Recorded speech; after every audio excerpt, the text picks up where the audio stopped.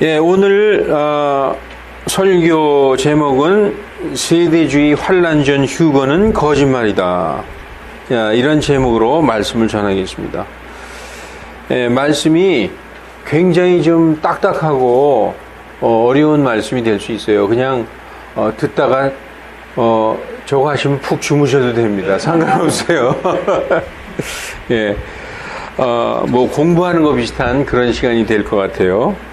재미없는 시간이 될 텐데, 사실 어떤 사람의 생각을 부정한다든지 다른 의견을 내는 것이 그렇게 쉽지만은 않습니다. 더군다나 그것도 공개적으로 미디어상에서 정면 반박을 한다는 것은 그건 참 더 힘든 얘기거든요. 상대방이 얘기가 틀린다 할지라도 그렇게 하는 것은 정말 참 힘든 얘기인데, 여러분, 우리가 평생을 교회 다니면서 수십 년 동안 신앙생활 하면서 이게 맞는 거다 해가지고 참 뜨거운 신앙하는 그 마음을 가지고 교회를 다니신 분들이 많아요. 그러나 이것이 정말 성경이 말씀하시는 그 진리가 아니고 내가 지금까지 열심히 종교생활을 해왔구나, 이런 걸 깨닫고 진리의 말씀, 오류가 없고 순수하게 보존된 하나님의 말씀, 킹제임스 성경을 손에 들고 정말 남들이 뭐 이단이다 손가락질하고 그 교회 이상하다 하는 그 교회를 나오면서 말씀을 찾아서, 성경에는 이렇게 써 있어요. 내 양들은 내 음성을 듣느니라. 정말 하나님의 진리의 말씀을 찾아서 그 킹제임스 성경을 손에 쥐고 교회에 출석을 했는데, 여러분, 결국 하나님의 말씀을 찾아서 온 것이 아니라 인간이 만든 어떤 주의, 세대주의로 돌아온 거예요. 대부분의 많은 킹제임스 성경을 손에 쥔 사람들이 기쁨으로 신앙생활 하고 있습니다. 잘 알고 있죠. 그런데 그들의 대부분이 올바른 성경 말씀 안으로 돌아왔다기보다는 역시 사람들이 만든, 여러분들 많이 들어봤잖아요. 뭐 칼빈주의, 무슨 주의, 이 세대주의로 돌아온 많은 사람들에게 정말 성경은 세대주의 환란 전 그 휴거를 말씀하고 있지 않다라는 것을 전해줄 필요가 있다. 정말 이 시기에는 많은 스스로 바이블 빌리버라고 믿는 사람들이 바이블 빌리버가 아니라 세대주의 빌리버가 돼 있어요. 이게 정말 안타까운 일이죠. 세대주의 종말론의 환란 전 휴거는 세대주의의 가장 중요한 핵심 교리예요. 그래서 모든 세대주의의 그 교리는 환란 전 휴거를 향해서 포커스가 맞춰져 있어요. 그래서 다른 말씀들도 다 환란 전 휴거의 그 방향에 그렇게 맞도록, 심지어는 성경도 변개한 것을 우리가 볼 수 있는 것입니다. 오늘 설교 본문 요한계시록 3장 10절, 우리가 이 말씀을 아까 읽었죠. 읽어서 아멘 그랬는데 이거 아멘 해서는 안 될 말이죠. 왜냐? 지금 흠정역에 네가 나의 인내의 말을 지켰은즉 나도 너를 지켜 시험의 시간을 면하게 하리니, 그것은 곧 앞으로 온 세상에 임하여 땅에 거하는 자들을 시험하는 시간이다. 온 세상에 임하여 땅에 거하는 그 시험의 시간, 그것을 면하게 해주겠다. 이렇게 지금 이 흠정역 성경에서는 이렇게 말하고 있죠. 그런데 이 말씀은 의도적으로 변개한 말씀입니다. 의도적인 변개예요. 왜 변개했다고 말할 수 있는가? 이제부터 우리가 살펴보겠습니다.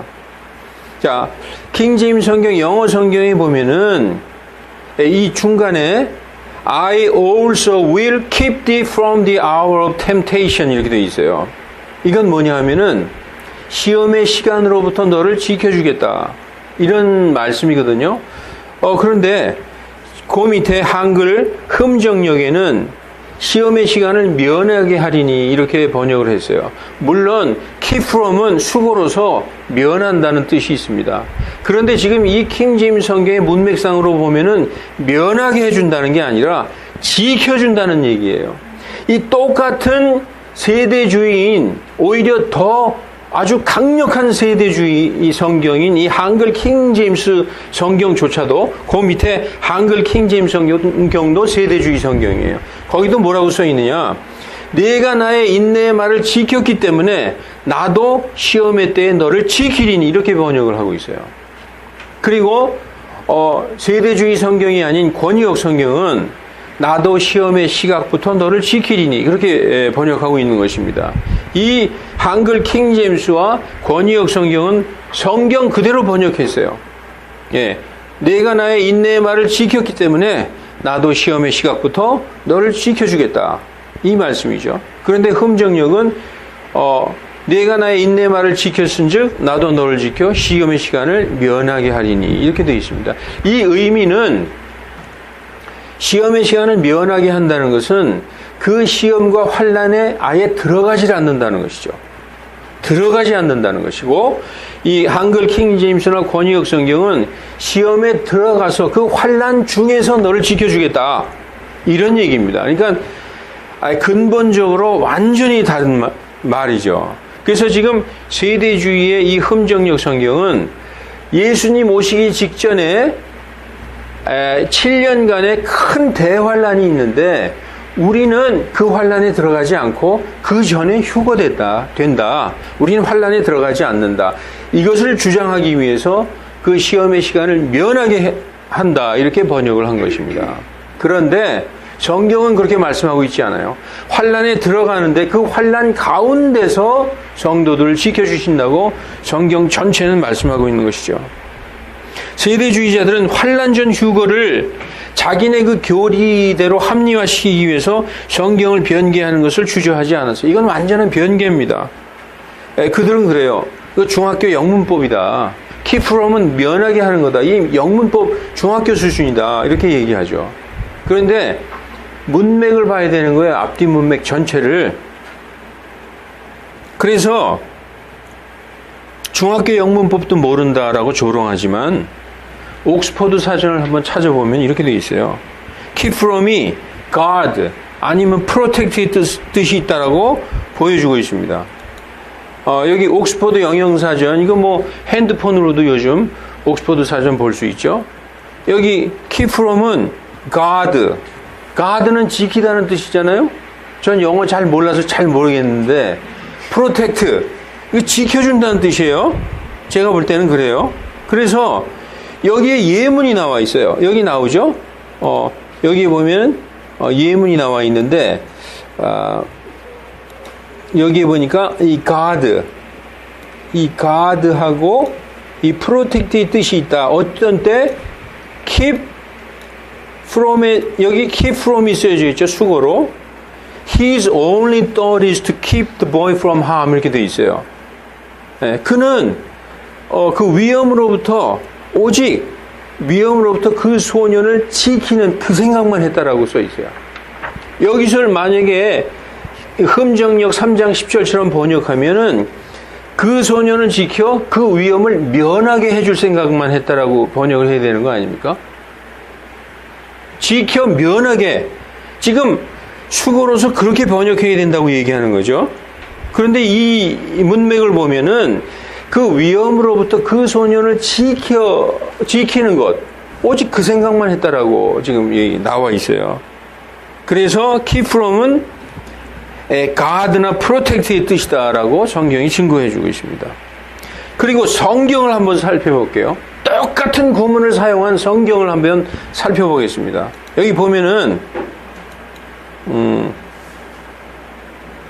요한복음 17장 15절을 한번 우리가 보겠습니다. 이건 계시록 3장 10절의 구문과 똑같아요. keep from이 사용됐는데 어떻게 번역을 했느냐? 나는 아버지께서 그들을 세상에서 데려가시라고 기도하지 아니하오며 다만 그들을 악에서 지켜주시라고 기도하나이다. 이렇게 번역을 했어요. 이건 잘못된 번역이죠. 그 사람의, 그 번역자의 입장에서 보면 그들을 지켜 악을 면해달라고 기도하나이다. 이렇게 번역해야 되는 거예요. 그 사람의 입장으로 볼 때. 그런데 어떻게 번역했어요? 악으로부터 그들을 지켜달라고 기도하나이다. 그렇게 번역한 거죠. 그러니까 3장 10절만 그들을 지켜서 시험의 때를 면하게 해달라고 3장 10절만 그렇게 번역한 거예요. 여기 똑같은 구문이에요. keep them from the evil. 이건 지금 어떻게 번역한 거예요? 악으로부터 그들을 지켜달라고 기도하나이다. 이렇게 번역을 했어요. 3장 10절처럼 흠정역 3장 10절처럼 번역하려면 그들을 지켜 악을 면하게. 아예 악이라는 것이 그들에게 있지 아니하게. 그러려면 어떻게 해야 돼요? 세상에 태어나지 말아야죠. 이 세상은 악한 현 세상이고 세상은 악한 곳인데 악 자체를 면하게 해달라고 한다면은 악이 도무지 없는 곳, 그런 곳에서 살아야 되는 것이죠. 자, 그리고 이런 키프롬의 예가 수십 군데가 나오는데 그거 다 보자면 오늘 뭐 하루 종일 해도 안 됩니다. 그래서 몇 개만 살펴볼게요. 그 다음에 역대상, 우리나라 사람들이 제일 좋아하는 야베스의 기도예요. 그 어떤 가게에 가면 이렇게 써 있죠. 야베스가 이스라엘의 하나님을 부르며 이르되 원하건대 주께서 참으로 내게 복을 주사 내 지경을 넓히시고 주의 손이 나와 함께 하사 주께서 나를 악에서 지키시며 이렇게 나를 악에서 지키시며 이렇게 했어요. 그 3장 10절 흠정역 번역대로 그대로 한다면은 나를 지켜 악을 면하게 해 주시며 이렇게 기도해야 되잖아요. 이건 다분히 from evil, 악으로부터 keep me, 나를 지켜 주시옵소서. 그렇게 번역한 거예요. 그러니까 3장 10절에 그런 수거, 면하다의 수거의 번역으로 하지 않았다는 거죠. 명백한 증거예요. 그리고 또 하나 있어요. 데살로니가 후서 3장 3절을 보면은, 여기도 보면은, keep you from evil 이렇게 돼 있어요. 여기 흠정역에 뭐라고 번역했느냐. 그러나 주께서는 신실하사 너희를 굳게 세우시며 악으로부터 너희를 지키시리라. 이건 아주 100% 무엇으로부터 지킨다 이렇게 번역했죠. 그 3장 10절처럼 번역하려면 너희를 지켜 악을 면하게 해주시라고 이렇게 번역했어야죠. 그러니까 살펴보면 계시록 3장 10절만 그렇게 번역을 했어요. 수거적으로. 하나만 더 살펴보겠습니다. 요한일서 5장 21절. Little children, keep yourselves from idols. 아멘. 이렇게 돼 있어요. 어린 자녀들아, 너희 자신을 지켜 우상들을 멀리하라. 이건 좀 비슷하게 번역을 했죠. 어떻게 보면 idols, 우상들로부터 너희 자신을 지켜라. 이렇게 번역해야 돼요. 우상들로부터 너희 자신을 지켜라. 이걸 만약에 흠정역 3장 10절처럼 번역한다면 너희 자신을 지켜 우상들을 면하라. 이렇게 번역했어야죠. 그러니까 결국 계시록 3장 10절만 세대주의의 교리에 합리화하기 위해서 시험의 시각을 면하게 해주겠다라고 번역한 거예요. 이거 말고도 무지하게 많습니다. 오직 계시록 3장 10절만 그렇게 번역했어요. 찾아보면은. 그래서 우리가 아까 아멘 했죠. 내가 나의 인내의 말을 지켰은즉 나도 너를 지켜 시험의 시간을 면하게 하리니. 여기 대해서 아멘 했는데 이거 아멘 하면 안 되는 거죠.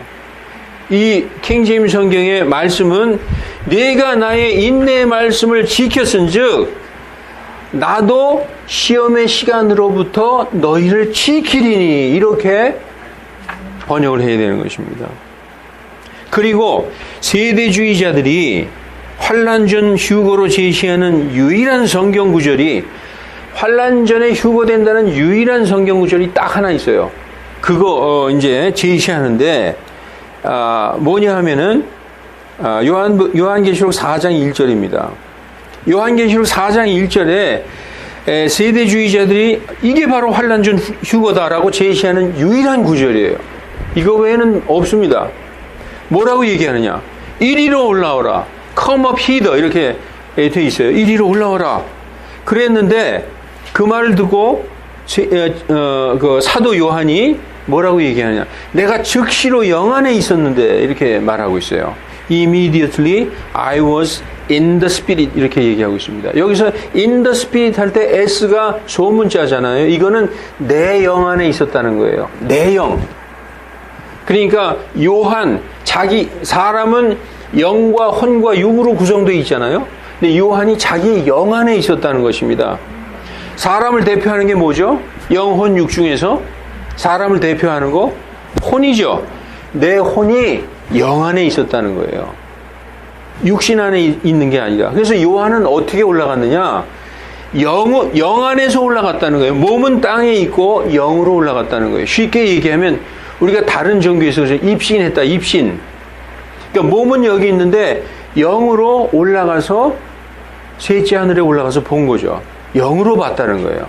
근데 여러분, 휴거는 영으로 올라가는 게 아니라 휴거에 대한 모든 구절을 찾아보면 body, 이 몸을 입고 올라가는 게 휴거예요. 그들이 뭐라고 주장하느냐? 사도 요한은 예수님의 가장 사랑받은 제자다. 신약시대의 가장 사랑받은 제자는 사도 요한이고 구약시대 가장 사랑받은 성도는 다니엘이다. 신약시대의 가장 사랑받은 성도인 요한더러 올라오라 한 것은 교회더러 올라오라 한 거하고 똑같은 거다. 그래서 요한은 교회를 대표하는 것이다. 그러니까 거의 이게 뭐냐? 영적인 해석 수준이에요. 영의 수준이라는 거죠. 그냥 요한더러 올라오라 했을 때 사도 요한은 영으로 올라갔다라고 지금 성경에서 얘기하고 있어요. 이게 이렇게 요한이 사랑받는 제자이기 때문에 요한이 교회를 대표한다. 그래서 교회가 휴거됐다. 이렇게 얘기하면 이건 거의 신천지 수준의 해석을 하는 거예요. 이게 킹제임스 성경을 갖고 이런 해석을 하면은 이건 정말 이 성경 해석 중에서 가장 유치한 해석 중에 하나죠. 여러분 성경 기록에 보면 이 영으로 올라갔는지 아니면 몸까지 전체로 올라갔는지 이것을 알 수 있는 성경 구절이 있습니다. 사도 바울이 루스트라에서 복음을 전하다가 돌에 맞아서 죽었다고 생각해서 사람들이 내다 버렸어요. 사도 바울을 내다 버렸는데 사도 바울은 그때 3층 천에 올라갔다. 셋째 하늘에 올라갔어요. 근데 사도 바울이 뭐라고 얘기하느냐? 고린도후서 12장에 내가 몸 안에 있었는지 몸 밖에 있었는지 모르겠으나 하나님은 아시느니라 이렇게 얘기하고 있어요. 내가 죽어서 셋째 하늘에 올라갔는데 내 몸 전체, 영, 혼, 육 전체가 올라간 건지 아니면 몸은 여기 있고 영으로만 올라갔는지 난 모르겠다. 그것을 내가 몸 안에 있었는지 몸 밖에 있었는지 나는 모르겠으나 하나님은 아시느니라 이렇게 말씀하고 있어요. 그리고 여러분 사도행전 8장에 빌립이 이디오피아 네시에게 복음을 전하러 가서 거기 가서 복음을 다 전하고 이디오피아 네시가 믿고 구원받고 침례받고 물속에서 올라오면서 성령께서 하나님의 영께서 빌립을 채워가시는 장면이 나오죠. 더 이상 빌립이 없어요. 침례받고 물속에서 딱 올라왔더니 빌립이 사라졌어요. 이게 성령께서 채워가셨어요. 영, 혼, 육 전체 전인격적으로 이동된 거죠. 그러한 경우가 있고 영만 올라간 경우가 있는 거죠. 지금 이 계시록 4장 1절은 내가 즉시로 영 안에 있었다. 영만 올라가서 봤다는 것이죠. 그러면은 우리가 예수님 오셨을 때 부활해서 우리의 몸이 변화돼서 몸을 입고 올라가는 겁니다. 휴거는 영만 올라가는 게 아니죠. 성경의 기록을 찾아보면은 고린도전서 15장 42절로 44절에도 이렇게 되어 있어요. 죽은 자들의 부활도 이와 같으니 썩는 것으로 뿌려지고 썩지 않는 것으로 일으켜지며 천한 것으로 뿌려지고 영광스러운 것으로 일으켜지며 약한 것으로 뿌려지고 권능 있는 것으로 일으켜지며 본래의 몸으로 뿌려지고 영적인 몸으로 일으켜지나니 본래의 몸이 있은즉 영적인 몸도 있느니라 하면서 51절부터 이렇게 말씀하고 있어요. 보라, 내가 너희에게 한 가지 신비를 보이노니 우리가 다 잠자지 아니하고 마지막 나팔 소리가 날 때 눈 깜짝할 사이에 순식간에 다 변화되리라.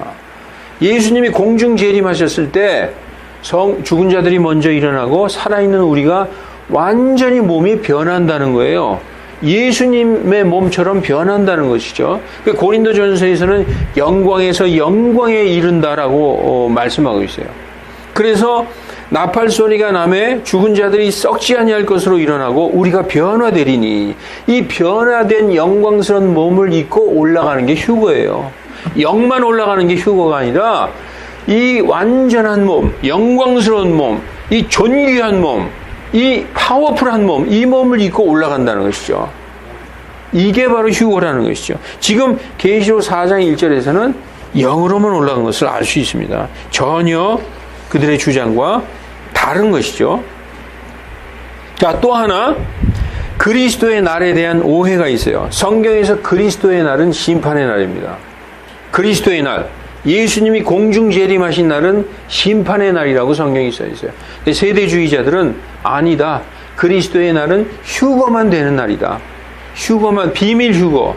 우리가 Left Behind라는 영화 같은 거 보면 운전하다가 뭐 식당에 있다가 뭐 갑자기 사라지죠. 옷만 벤치에 있다가 옆 사람이 보니까 없어요. 옷만 있고 사라져 버렸어요. 뭐 비밀 휴거라고 얘기하죠. 그리스도의 날은 휴거의 날이고 주의 날이 심판의 날이다. 이렇게 가르치고 있어요. 근데 이게 큰 오류라는 것입니다. 그들은 7년 대환란 직전에 예수님께서 공중 재림하셔서 성도들을 데려가시는 날이 그리스도의 날이다. 그래서 환란 전 휴거라고 이렇게 얘기하죠. 그런데 데살로니가 후서 2장에서는 공중 재림하시는 그리스도의 날이 바로 심판의 날이다. 이렇게 말씀하고 있어요. 그들의 주장은 심판은 아니고 심판은 나중에 하신다. 그런데 그리스도의 날이 바로 심판의 날이라는 것이죠. 세대주의에서는 그리스도의 날은 휴거의 날이다. 그리고 주의 날, 이 지상 재림하시는 날이 심판의 날이다. 성경은 그리스도의 날이 심판의 날이다. 이렇게 써 있어요. 그러면 데살로니가 후서 2장 2절로 4절까지 한번 보면은 데살로니가 교회에서 그리스도의 날이 가까워왔단다. 우리 큰일 났다. 막 이렇게 불안해하니까 사도 바울이 그 성도들을 안심시켜 주기 위해서 이런 말씀을 합니다. 너희는 영으로나 말로나 혹은 우리에게서 받았다 하는 편지로나 그리스도의 날이 가까이 이르렀다 해서 쉽게 마음이 흔들리거나 불안해하지 말라. 아무도 어떤 방법으로든 너희를 속이지 못하게 하라. 그리스도의 날이 이르기 전에 이런 일이 먼저 있어야 된다는 거예요. 먼저 그리스도의 날이 이르기 전에 먼저 떨어져 나가는 일이 일어나고, 떨어져 나간다, falling away라고 되어 있어요. 이건 뭐냐면 그리스도의 몸에서 떨어져 나가는 대배도를 의미하는 거예요. 많은 사람들이 그리스도를 부정하게 된다는 것이죠. 나 예수 안 믿는데요. 나 살려주세요. 나 예수 안 믿어요. 나는 예수 믿는 사람 아닙니다. 대배도가 일어난다는 것이죠. 그리고 저 죄의 사람, 곧 멸망의 아들이 드러나지 아니하면 그날 그리스도의 날은 이르지 아니한다. 그러니까 그리스도의 날은 언제 이르느냐? 먼저 많은 사람들이 떨어져 나가고, 예수님으로부터 떨어져 나가고, 그러니까 짐승의 표도 받겠죠. 떨어져 나간다는 것은 그리스도를 더 이상 믿지 않고 짐승을 믿는 거예요. 적그리스도를. 떨어져 나가는 일이 먼저 일어나고, 저 죄의 사람 멸망의 아들이 누굽니까? 적그리스도인데 적그리스도가 드러나지 아니하면 그날이 이르지 않는다. 적그리스도가 언제 드러나죠? 마태복음 24장 15절에 보면은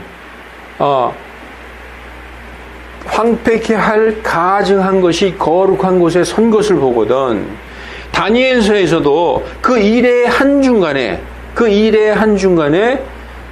희생물을 그치게 하고 더 이상 예배드리지 못하게 하고 하나님께 번제를 드리지 못하게 하는 그때가 바로 멸망의 아들이 자기를 딱 드러내는 때예요. 그래서 데살로니가 후서 2장 4절에 보면은 그는 대적하는 자요. 경배받는 모든 것 위에 스스로를 높이는 자로서 하나님처럼 하나님의 성전에 앉아서 자기를 보여 하나님이라 하느니라. 이게 바로 저 죄의 사람 멸망의 아들 적그리스도인데, 먼저 떨어져 나가고 적그리스도가 드러나지 아니하면 그리스도의 날이 이르지 않는다고 분명히 말씀하고 있어요. 따라서 미리 휴거되는 일은 없다는 거예요. 사람들이 떨어져 나가고 적그리스도가 등장해서 내가 적그리스도라는 걸 알리는 것이 바로 환난의 정 가운데 있는 3년단이 지나야 드러난다는 거죠. 예. 그 일의 한 중간에 드러나게 된다고 성경은 얘기하고 있어요. 이거 조금만 성경을 공부한 사람이면 다 아는 얘기입니다. 그래서 하나님은, 예수님은 오셔서 어디를 먼저 심판하실까요? 저 믿지 않는 자들, 저 불신자들, 저 사악한 자들을 먼저 심판할 것 같죠? 교회를 먼저 심판하신다고 성경이 말씀하고 있어요. 예수님께서 공중 재림하시면은 믿는 자들이 휴거되죠. 이게 바로 교회의 심판이에요. 만약에 나도 열심히 평생 교회를 다녔는데 나는 휴거 못 됐어요. 이게 뭘 의미하는 것입니까? 교회의 심판을 의미하는 거예요. 베드로전서 4장 17절에 하나님의 집에서 반드시 심판을 시작할 때가 이르렀나니 그것이 우리에게서 먼저 시작되면 하나님의 복음에 순종하지 않는 자들의 마지막은 어떠하겠느냐? 교회에서 먼저 시작된다, 하나님의 심판이. 근데 여기서 하나님의 집이 어떻게 교회라고 해석할 수 있느냐? 디모데전서 3장 15절에 보면은 디모데에게 그래요.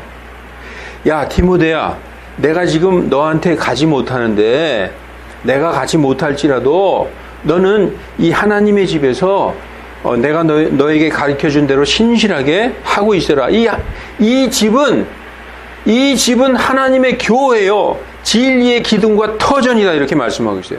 이 하나님의 집은 하나님의 교회다, 진리의 터와 기둥과 터라고 베드로전서 3장 15절에서 말씀하고 있습니다. 이 교회인 하나님의 집에서 먼저 심판이 시작된다라고 성경은 말씀하고 있는 것입니다.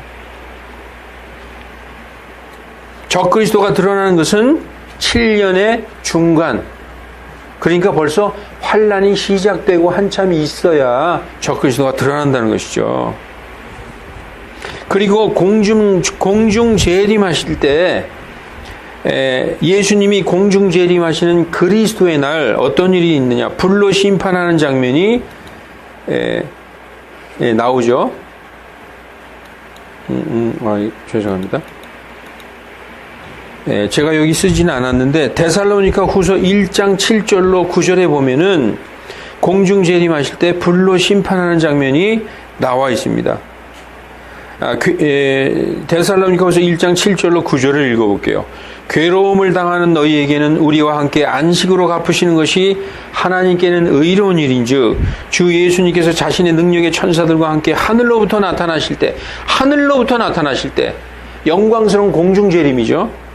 하나님을 모르는 자들과 우리 주 예수 그리스도의 복음에 순종치 아니하는 자들에게 타오르는 불로 징벌하시리니, 이렇게 말씀이 나와 있는 것입니다. 재미없죠? 자, 이제 그래서 성경 말씀은 먼저 떨어져 나가는 일이 먼저 있다는 거예요.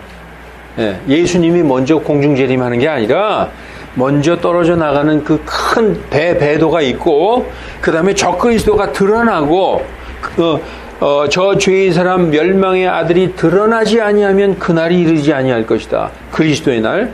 그리고 나서 그리스도의 날, 즉 공중 재림하신다, 오셔서 불로 심판하신다 라고 성경은 말씀하고 있는 것입니다. 그래서 세대주의에서는 비밀 휴거, 예수님이 오셔서 비밀스럽게 휴거된다, 그래서 교회는 환란에 안 들어간다, 그리고 7년 대환란이 있다, 그리고서 지상재림 하시는데 그게 바로 영광스러운 나타나심이다라고 얘기하고 있어요.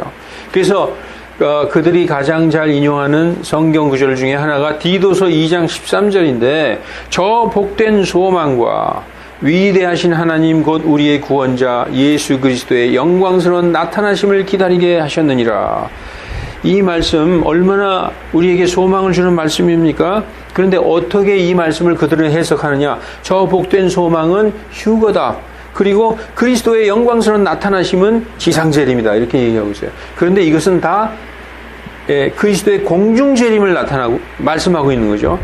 예수 그리스도의 영광스러운 나타나심, 공중으로부터 나타나시는 예수 그리스도의 영광스러운 나타나심이 바로 공중재림을 말씀하고 있는 것입니다. 그래서 마태복음 24장 29절로 31절을 보면은 마태복음 24장 29절로 31절 보면은 그날들의 환난 직후에 immediately after the tribulation 이렇게 되어 있어요. 그날들의 환난 직후에 해가 어두워지고 달이 그 빛을 내지 못하며 뭐 별들이 떨어지고 이게 뭐냐? 하늘의 표적이 있다는 거죠. 하늘의 권능이 흔들리는 해, 달, 별이 어두워지는 표적이 있고 그 다음에 공중재림이 하신다. 영광스러운 나타나심이 바로 공중재림이다. 성경은 그렇게 말씀하고 있어요. 그때에 그래서 성경대로 한번 말씀해 볼게요. 그날들의 환난 직후에 해가 어두워지고 달이 그 빛을 내지 못하며 하늘의 권능들이 흔들리리라. 그때에 사람의 아들의 표적이 하늘에서 나타나겠고 땅의 모든 지파들이 애곡하며 하늘의 구름들 가운데서 사람의 아들이 권능과 큰 영광을 가지고 오는 것을 보리라. 순서대로 그렇게 돼. 그때에 그가 자기의 천사들을 보내사 하늘 이 끝에서부터 저 끝까지 자기의 선택한 자들을 모으리라. 택하신 자의 휴거예요. 그렇게 성경대로 그대로 뭐 성경을 갖다가 그들은 문자적으로 해석한다고 하면서도 이 부분만큼은 막 뒤죽박죽 섞어서 자기들의 그 교리대로 해석하고 있어요. 이 순서예요. 예. 그래서 마태복음 23장 31절에 하늘 이 끝에서 저 끝까지 사방에서 함께 모으리라 이런 말씀이 있는데 이 말씀을 세대주의에서는 어떻게 해석하느냐? 구원받은 성도를 모으는 게 아니라 자 보세요. 예수님께서 하늘에 나타나셨어요. 자신의 천사를 보내서 하늘 이 끝에서 저 끝까지 구원받은 교회 이 전 세계에 있는 성도들을 모아서 휴거하는 게 아니라 그때 하늘 이 끝에서 저 끝까지 모으는 건 유대인들이야. 유대인들이라고 말할 수밖에 없죠. 왜냐? 교회 성도들은 이미 환난 전에 다 휴거돼서 없으니까. 그러니까 하늘 이 끝에서 저 끝까지 모으리라. 선택한 자를. 유대인들이다. 봐라, 유대인들은 선택받은 자들 아니야. 이렇게 얘기하고 있는 것입니다. 그런데 선택받은 자들이 누구냐? 성경에 보면은 에베소서 1장 4절에 바로 교회 성도들이 선택받은 자라고 써 있어요. 곧 우리가 사랑 안에서 자신 앞에 거룩하고 흠이 없게 하시려고 세상의 창건 이전에 그분 안에서 우리를 택하셨으며 우리가 선택받은 자예요. 우리가. 그리고 데살로니가전서 1장 4절에 사랑하는 형제들아 하나님께서 너희를 선택하셨음을 아노라. 우리가 택함 받은 자예요. 그래서 예수님께서 공중 재림하셔서 자신의 천사들을 보내서 하늘 이 끝에서 저 끝까지 택하신 자 교회의 성도 전 세계 성도들을 불러 모으셔서 그들을 휴거하시는 거예요. 데리러 가시는 거죠. 예, 완전히 거꾸로 말하고 있는 것입니다. 자, 그러면은 언제 세상을 심판하실까?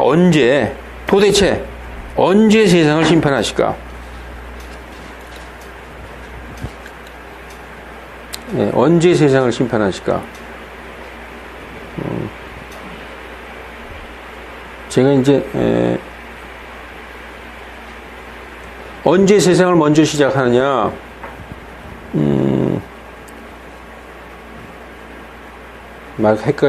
엄청 헷갈리네요. 자, 여기 보십시오. 여러분, 예수님이 오시는 그리스도의 날, 공중에 영광스럽게 나타나신 그날이 바로 그리스도의 날이요 심판의 날인데 그럼 언제 오실까? 그 심판의 날이 언제일까? 성경이 얘기해 주고 있어요. 언제 세상을 심판할까? 이것은 언제 심판자인 예수님이 오실까? 그 얘기하고 동의어죠. 자, 계시록 6장 9절로 11절에 보면은 이런 말씀이 나와요. 예수님께서 5째 봉인을 딱 열었는데 희생단 아래 하나님의 말씀과 자기들이 간직한 증언으로 인해 죽임을 당한 자들의 혼을 보았는데, 여러분, 이 하나님의 말씀과 자기들이 간직한 증언으로 죽임을 당했다, 그런 것은 이스라엘 사람들이란 뜻이에요. 예수님을 몰라요. 하나님의 말씀밖에 모르죠. 율법이에요. 하나님의 말씀과 자기들의 믿음으로 죽임당했어요. 구약 성도를 얘기하는 거예요. 유대인들을 얘기하는 거죠. 신약 성도들은 어린 양의 피와 자기들의 증언의 말로 죽임을 당한 자들. 이건 신약의 순교자예요. 성경은 우리에게 알 수 있게끔 말씀해 주셨어요. 계시록 6장 9절을 보면 이거는 구약의 순교자구나. 근데 이 구약의 순교자들이 뭐라고 얘기하고 있느냐? 6장 10절에 여기 나오죠? 그들이 큰 음성으로 외쳐 이르되 오 거룩하고 진실한 주여, 주께서 땅에 거하는 자들을 심판하사, 여기 심판이라는 단어가 나오죠. 우리 피에 대한 원수를 갚아주시지 아니하시는 일이 얼마나 더 지속되리까? 이렇게 물어보는 거예요.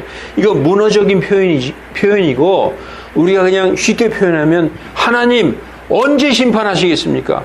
언제 심판하셔서 우리 원수 갚아주시겠습니까? 언제 심판해 주시겠습니까? 라고 하나님에게 간청하는 거예요. 그랬더니 하나님이 뭐라 그러냐? 11절에 그분께서 그들에게 각각 흰 예복을 주시며 뭐라고 말씀하시느냐? 그들의 동료 종들과, 이들은 종이라고 나오죠. 6장 9절에 보면은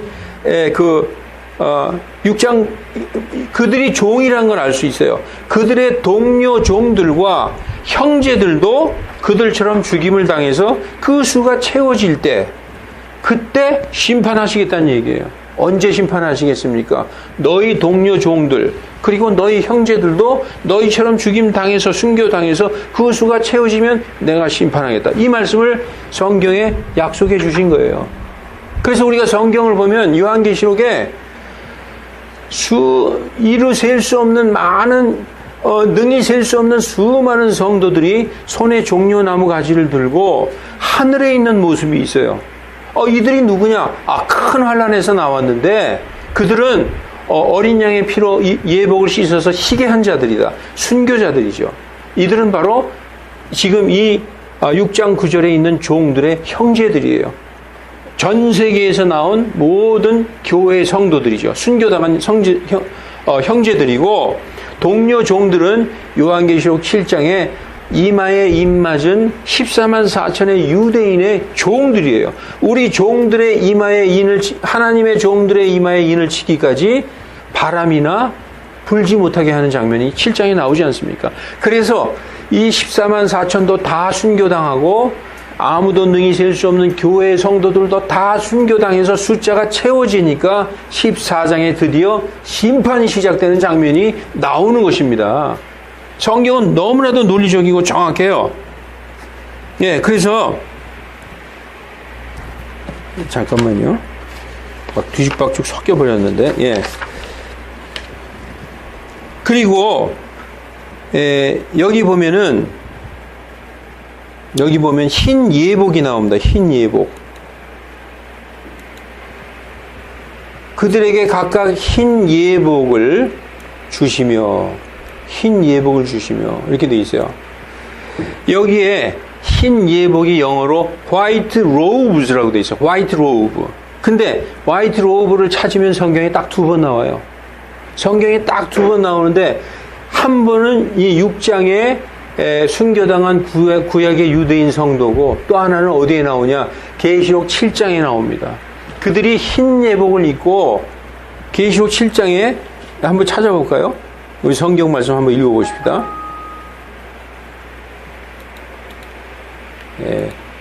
계시록 7장을 한번 읽어보십시다. 계시록 7장을 읽어보면은 아무도 능히 셀 수 없는 큰 무리가 나오는데, 그들이 흰 예복을 입고 있어요. 흰 예복. 이 흰 예복이 white robe라고 되어 있어요. white robe. 이왕 찾아보는 거 영어 성경도 찾아보십시다.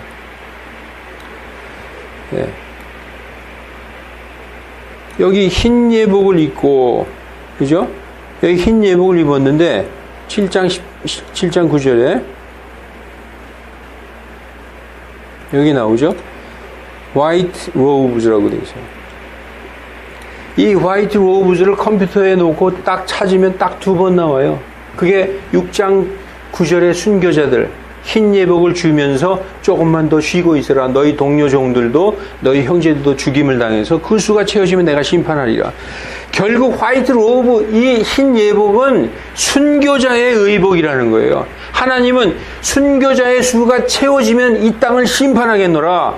하나님의 종들, 유대인들 순교자들과 이 전 세계의 이방 성도, 교회 성도들의 순교자의 수가 채워지면 내가 세상을 심판하겠다. 바로 14장에 심판하는 장면이 나오는 것입니다. 14장 심판하는 장면 한번 가서 볼까요? 여기 보니까 14만 4천이 어린 양과 함께 시온산에 서 있어요. 이 14만 4천은 13장에 적그리스도에 의해서 엄청난 핍박으로 다 순교당해서 지금 하늘의 시온산에 어린 양과 함께 서 있어요. 즉 이방 성도들도 순교당해서 숫자가 채워졌고 하나님의 종들도 순교당해서 숫자가 채워졌어요. 그랬더니 여기 뭐라고 얘기하느냐?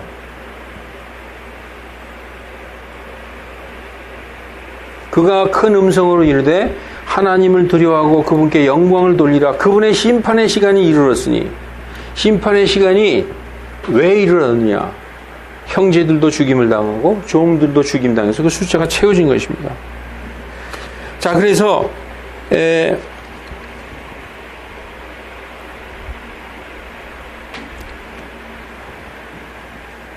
이제 다시 일로 돌아갈게요.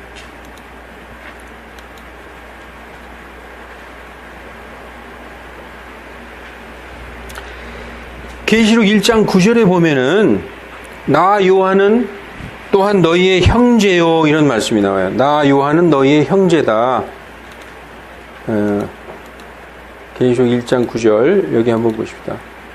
요한은 유대인이죠. 요한은 이스라엘 사람이에요. 그런데 요한이 요한계시록을 누구에게 지금 써서 보내는 거죠? 아시아의 7교회에 보내는 거잖아요. 아시아의 7교회에 있는 그 교회 성도들에게 나 요한은 너희의 형제다라고 얘기하고 있어요. 하나님의 종인 유대인인 사도 요한이 이방 성도들, 교회 성도들에게 나 요한은 너희 형제라고 얘기하고 있습니다. 따라서 아까 요한계시록 6장 9절에 그 제단 밑에 있던 이 구약 순교자들이 형제들은 구약 그 순교자들에게 형제들이라고 부르셨는데 하나님이 말씀하셨는데 이들은 바로 전 세계 모든 교회의 성도들임을 우리가 알 수 있는 것입니다. 자, 이제 말씀을 정리하고 마칠게요. 제가 이 내용이 더 많은데 시리즈로 할 거예요. 오늘 여기까지 했으면 요 다음은 다음 주에 또 할 겁니다. 내용이 많기 때문에. 자, 그래서 여러분 이 세대주의에서는 환란에 들어가지 않고 교회는 미리 휴거된다. 우리는 환란에 들어가지 않는다. 이렇게 얘기하는데 이것이 현대인들의 입맛에 딱 떨어졌어요. 왜냐? 성경을 읽다 보면 창세 이래로 이런 환란이 없었고 그 후에도 없으리라. 읽다 보면은 야, 이 무서운 환란에 내가 들어갈 수 있을까? 난 못할 거야. 나는 아마 예수님을 부인하고 말 거야. 이런 두려움을 갖게 돼 있어요. 성도들에게 이 사람이 그 세대주의 종말론을 가르치는 사람은 항상 뭐라고 얘기하느냐? 대환란은 준지옥이다. 준지옥. 지옥과 거의 비슷하다. 이런 지옥에 하나님께서 자기의 성도들 들어가게 하겠느냐? 이렇게 얘기하고 있거든요. 성도들에게 두려움을 주는 거죠. 난 못 들어가. 그런데 성경 전체에서 성도들은 항상 환난과 싸워서 이기게 돼 있어요. 우리는 지지만 우리 안에 계신 주 예수 그리스도로 말미암아 능히 이길 수 있다고 성경은 말씀하고 있는 것입니다. 요한일서 5장 4절에도 하나님으로부터 나온 것은 무엇이든지 다 이긴다. 우리의 승리는 이것이니 곧 우리의 믿음이라 이렇게 나와 있어요. 우리가 이 말씀만 잠깐 읽고 오늘을 마치겠습니다. 디모데후서 3장에 보면은 이 마지막 때에 위험한 때가 이르리라. 이 마지막 날들에. 지금 이 날, 우리가 살고 있는 이 날을 얘기하는지도 몰라요. 예, 사도 바울은 그때부터 다 마지막 때라고 얘기했지만 지금 우리에게도 적용됩니다. 이 말씀만 읽고 마치겠습니다. 사도 바울이 이것을 알라. 마지막 날들의 위험한 때가 이르는데 사람들이 자기를 사랑하며, 성경은 나를 사랑하면 안 되는 거예요. 성경은 나보다 하나님을 더 사랑해야 되는 거예요. 그게 기독교의 신앙이에요. 나를 사랑하잖아요. 내 생명을 사랑하게 돼 있어요. 우리 기독교 역사상 많은 우리의 선배들은 사자의 밥이 돼도 죽음을 두려워하지 않았어요. 그랬기 때문에 이 기독교의 파워가 여태까지 전해진 겁니다. 그때 일단은 살고 봐야지 무슨 소리야. 너 왜 이렇게 어리석으냐. 일단 지금은 살고 나중에 전도도 많이 하고 글도 많이 써서 하나님께 좋은 일 많이 하면 되지. 그게 아니라는 거예요. 그리스도의 신앙은 나를 사랑하면 안 되는 거예요. 나보다 예수님을 더 사랑해야지 우리가 세상을 이길 수 있는 거예요. 그런데 마지막 날들에 자기를 사랑하고 탐욕적이고 교만하고 자랑하고 신성모독하고 부모에게 불순종하고 감사치 아니하고 거룩하지 아니한다. 그리고 본래 애정도 없고 협정도 어기고 그리고 거짓 고소하고 이러한 일들 생긴다는 거죠. 그리고 사나고 절제하지 못하고 사납고 선한 자들 선한 일들을 멸시하고 고집이 세고 배신하며 높은 마음을 품고 하나님 사랑하기보다 쾌락들을 더 사랑한다. 그리고 경건의 모양은 있으나 하나님의 성품의 모양은 있다. 경건의 godliness라고 돼 있어요. godliness. 경건의 모양은 있으나 딱 보니까 교회 다니는 권사님이구나. 얌전하고 점잖고 항상 새벽 기도하고 아주 누가 봐도 그리스도인이에요. 경건의 모양은 있으나 경건의 능력은 부인하리니. 경건의 능력이 뭘까요, 여러분? 경건의 능력은 믿음이에요, 믿음. 믿음은 부인하는 시대가 온다는 거예요, 마지막 때. 여러분, 경건의 능력, 이 믿음이야말로 생명을 초월하는 능력이죠. 세상을 이기는 승리는 이것이니 곧 우리의 믿음이다. 우리를 죽인다 한들 우리의 믿음을 부인하지 못하게 하는 그 믿음이라는 거죠. 그런데 경건의 모양은 있으나 경건의 능력은 부인한다는 것이죠. 이렇게 돼가지고 사도 바울이 3장 10절에 그러나 너는 디모데야, 너는 나의 교리와 네가 날 봐서 알지 않냐 평생. 나의 교리와 나의 삶의 방식과 나의 목적과 나의 믿음과 나의 오래 참음과 사랑과 인내를 보지 않았느냐. 내가 이고니온과 루스트라와 안디옥에서 내게 다친 핍박이 얼마나 그 고난이 얼마나 심했었는지 네가 알지 않느냐. 내가 이 핍박을 견디어냈다. 주께서 그 모든 것 가운데서 나를 건져내셨느냐 이렇게 말씀하고 있어요. 여러분, 하나님이 나를 그 핍박에서 싹 면하게 해주셨느냐 이렇게 얘기하고 있어요. 싹 피했어? 핍박을? 아니에요. 항상 환난 가운데 들어가서 그 환난 가운데서 나를 건져주셨다는 얘기예요. 기독교 이 성경 전체는 우리가 환난에 들어가서 그 환난 가운데서 예수님이 건져주시는 거예요. 사드락과 메삭과 아벳느고가 그 7배, 평소보다 7배 더 강하게 타는 용광로 속에 들어가는 일을 싹 면하게 해주셨나요? 거기 들어갔어요. 들어가서 그 불타는 용광로 가운데서 누가 같이 동행하셨죠? 예수님이 있었어요. 거기서 건져내는 게 기독교의 능력이라는 거예요. 우리는 안 들어가. 그렇게 무서운 데를 왜 들어가? 너희들이나 들어가. 그래가지고 요엘서 2장 31절에 크고 두려운 날이 그 주의 날이 나오거든요. Great and terrible day of the Lord. 이거를 그 사도행전 2장 20절에 보면 the great and visible이라고 그래요. Notable day of the Lord 이렇게 돼 있어요. The great and notable day of the Lord. 그러면 그들은 뭐라고 우리 얘기하느냐면 봐라, 우리들은 휴거돼가지고 notable, 주목할 만한 날이지. 너희들은 거기에 들어가 있고. 이렇게 왜곡해서 이거 얼마나 유치한 얘기입니까? Great and Terrible Day를 다시 베드로가 얘기할 때 Great and Notable Day of the Lord라고 얘기한 거예요. 똑같은 표현이에요. 그런데 너희들은 환란에 그렇게 들어가고 싶어? 너희들은 환란에 들어가. 우리는 휴거돼가지고 Notable, 주목하고 있을게. 이렇게 얘기하고 있는 거예요. 웃기는 얘기하고 있는 거죠. 그래서 이렇게 얘기하고 있어요. 주께서 그 모든 것 가운데서 나를 건져내셨다. 여러분, 이 기독교의 핍박은 초대교회 유대교로부터의 핍박이나 그 후에 열 황제로부터 로마 황제로부터의 핍박이나 우리 베너나 코바디스 보면 황제의 핍박이 나오죠. 그 후에 중세의 그 천년의 로마 카톨릭으로부터의 핍박이나 앞으로 닥칠 대환란에 있을 핍박이나 동일한 거예요. 동일하다는 거죠.